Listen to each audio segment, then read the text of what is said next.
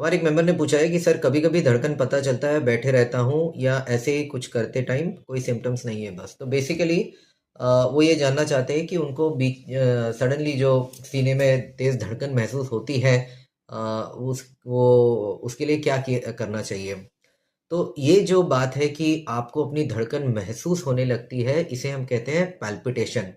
Palpitation की जो feeling है वो 2 कारणों से हो सकती है। एक तो अगर कोई हार्ट की बीमारी है तो, और दूसरा जब कोई हार्ट की बीमारी नहीं है तो भी।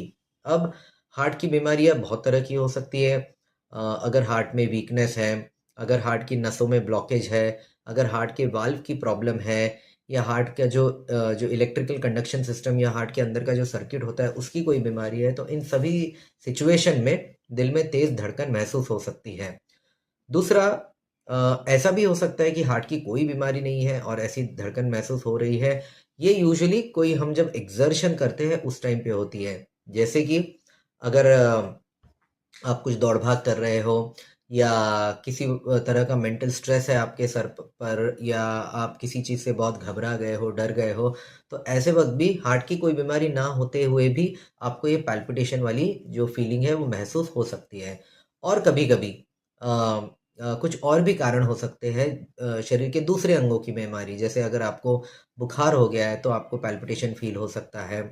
अगर आपको बहुत हीमोग्लोबिन या खून की कमी है तो पैल्पिटेशन हो सकता है, लंग्स की बीमारी में पैल्पिटेशन हो सकता है। बहुत तेज़ किसी तरह का अगर दर्द है शरीर में, तो उसमें भी आपको ये पैल्पिटेशन की फीलिंग आ सकती है।